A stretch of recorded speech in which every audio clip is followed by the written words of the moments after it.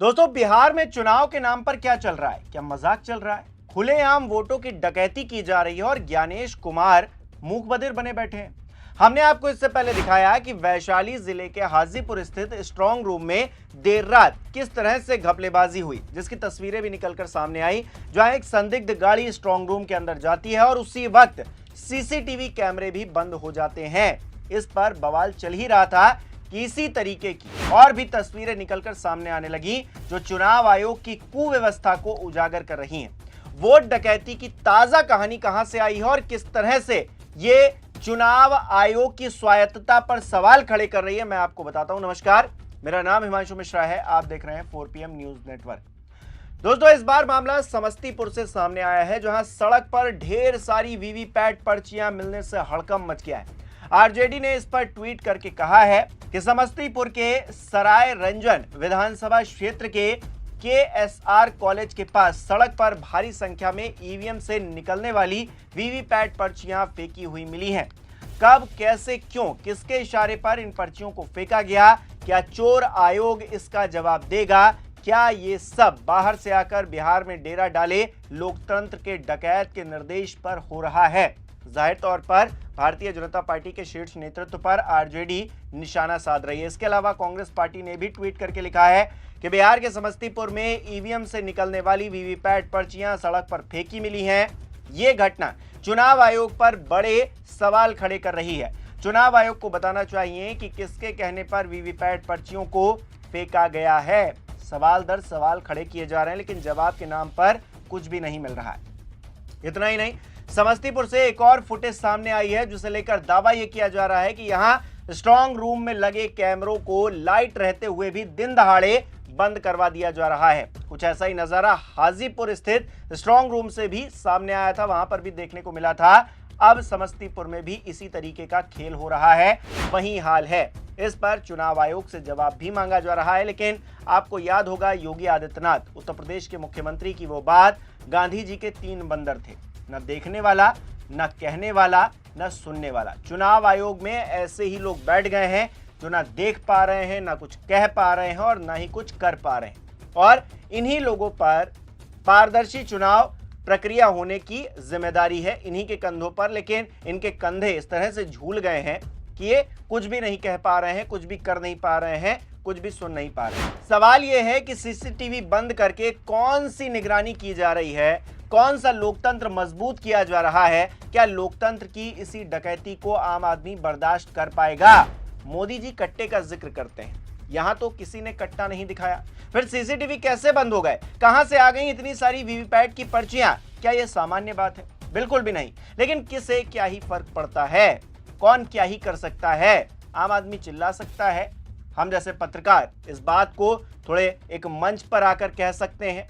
चुनाव तो ऐसी ही चोरी से जीत लिया जाएगा और फिर इसे जनादेश बताकर 5 साल मजे काटे जाएंगे। अगली बार फिर वही काम।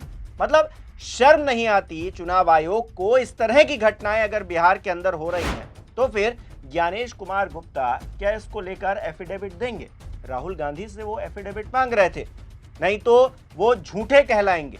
अब जब सबूत दर सबूत निकलकर सामने आ रहे हैं, स्ट्रांग रूम के सीसीटीवी बंद किए जा रहे हैं, संदिग्ध गाड़ियां अंदर जा रही हैं, वीवीपैट की पर्चियां मिल रही हैं, तब ये चुनाव आयोग और ज्ञानेश कुमार गुप्ता जी एफिडेविट लेकर सामने क्यों नहीं आते कि चुनाव पूरी पारदर्शिता के साथ में हो रहा है? और अगर नहीं हो रहा है तो क्यों नहीं आपको इस्तीफा दे देना चाहिए?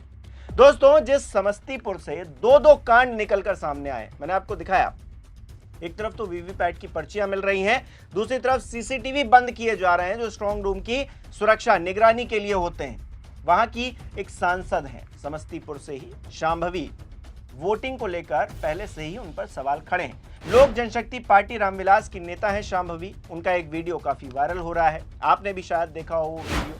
शांभवी चौधरी मतदान के बाद अपने पिता और जेडीयू नेता अशोक चौधरी और मां नीता चौधरी के साथ में मीडिया कैमरे के सामने पोज दे रही थी। इस दौरान उनके दोनों हाथों की उंगलियों पर स्याही के निशान देखने को मिले। इस पर विपक्षी नेताओं ने, विपक्षी दलों ने आपत्ति जताई और इसे चुनावी फर्जीवाड़े की एक नई मिसाल बता दी, जिस पर सफाई देते हुए शांभवी ने इसे ह्यूमन एरर करार दिया और कहा कि कि मतदान अधिकारी ने गलती से दाहिने हाथ पर स्याही लगा दी थी। बाद में पीठासीन अधिकारी ने कहा कि स्याही बाएं हाथ पर लगाई जानी चाहिए, इसलिए उन्होंने वहां भी निशान लगा दिया। मैंने सिर्फ एक बार वोट डाला है, इस तरह की बातें उनकी तरफ से कहेंगे। अगर मान भी लिया जाए कि यह घटना ह्यूमन एरर से हुई थी, तो क्या अभी सामने आ रही जो समस्तीपुर की तस्वीरें हैं या फिर तमाम और जगह की तस्वीरें हैं, वो भी क्या ह्यूमन एरर है? स्ट्रांग रूम की निगरानी करने वाले सीसीटीवी कैमरों को बंद किया जा रहा है, क्या ये सामान्य है? सड़कों पर वीवीपैट की पर्चियां मिल रही हैं, क्या ये एक मानवीय भूल का नतीजा है या फिर कोई साजिश के तहत चुनावी प्रक्रिया को तबाह कर रहा है, इस लोकतंत्र को हाईजैक करने की कोशिश कर रहा है? ये काफी गंभीर मामला है दोस्तों। इसको कुछ लोग हल्के में इसलिए ले रहे हैं क्योंकि इससे उनको फायदा हो रहा है। भारतीय जनता पार्टी का कोई भी नेता इन वीवीपैट की पर्चियों के मिलने पर कोई भी बयान नहीं देगा, और देगा भी किस मुंह से, क्योंकि कुछ ना कुछ खेल, कुछ ना कुछ खिचड़ी जरूर पक रही है। कोई नहीं बोलेगा जो सीसीटीवी बंद किए जा रहे हैं इसको लेकर। लेकिन अगर यहीं पर विपक्षी दलों में भारतीय जनता पार्टी होती तो सड़क तक हंगामा कर दिया होता। अब तक तो चुनाव आयोग के दफ्तर में घुस गए होते ये लोग। लेकिन अब ये सब शांत बैठे हैं। ये हमारे और आपके चुनावी हक के लिए, अधिकार के लिए एक आवाज बुलंद नहीं कर रहे, जबकि वीवीपैट की पर्चियां मिल रही हैं, स्ट्रांग रूम की लाइट होते हुए सीसीटीवी कैमरे बंद कर दिए जा रहे हैं। पता नहीं कौन सा खेल दिन दहाड़े किया जा रहा है। नेताओं को इससे फर्क नहीं पड़ेगा दोस्तों, लेकिन जनता जनार्दन, हमें और आपको फर्क जरूर पड़ना चाहिए, क्योंकि ये हमारे हक की बात है, हमारे फ्यूचर की बात है। अगर कोई चुनाव को हाईजैक कर रहा है तो फिर ये लोकतंत्र नहीं रह जाता है, सीधे तौर पर तानाशाही हो जाती है। आपकी क्या राय है इस खबर पर? और ये जो तमाम घटनाएं बिहार से निकलकर सामने आ रही है, उन पर अपनी राय कमेंट बॉक्स में जरूर बताइएगा। इस वीडियो को लाइक करना, शेयर करना मत भूलिएगा। हमारे चैनल को सब्सक्राइब नहीं किया है तो वो भी जरूर कीजिएगा। एक अजीब बात हमने देखी, इसी होटल में देखी। जब गृह मंत्री इस होटल में आते हैं तो लिफ्ट के सीसीटीवी के ऊपर कागज चिपका दिया जाता है। तो हमें नहीं समझ में आया कि गृह मंत्री यहां किससे मिलने आ रहे हैं, किसका मुंह छिपाया जा रहा है, किससे डर डर के छिप छिप कर मिलना पड़ रहा है। क्या वो अधिकारी हैं, कौन है? इसका जवाब हम उम्मीद करते हैं गृह मंत्री देंगे। चलिए, आप ट्रैफिक रोक देते हो, लिफ्ट्स रोक देते हो, रास्ते बंद कर देते हो, सब मंजूर है। सीसीटीवी कैमरा के ऊपर कागज क्यों होटल वालों को मजबूर करके लगाया जाता है, ये हम जानना चाहते हैं। किससे मिल रहे हैं गृह मंत्री? इस देश के गृह मंत्री ये छिप छिप कर मीटिंग्स क्यों कर रहे हैं? अधिकारी अब आपसे नहीं डरते, गृह मंत्री जी को समझ लेना चाहिए। तो अधिकारी अगर आपसे मिल भी रहे हैं, हमारी जानकारी में रहता है, वो अधिकारी हमें भी बता देते हैं कि साहब गृह मंत्री ने बुलाया, धमकाया, हड़काया, जो भी किया हमें बता देते हैं। सीसीटीवी के ऊपर जो कि सुरक्षा के साथ, इस होटल में और लोग भी रह रहे हैं, उन सबकी सुरक्षा के साथ भी खिलवाड़ है। यह जानकारी हम उम्मीद करते हैं कि आप सब साथी अगली बार गृह मंत्री मुखातिब हो आपसे तो पूछिएगा कि आप ऐसे कौन सी मीटिंग्स करते हो जो आपको छिप छिप कर करनी पड़ती, खुलकर क्यों नहीं करते मीटिंग्स, किससे डरते हो?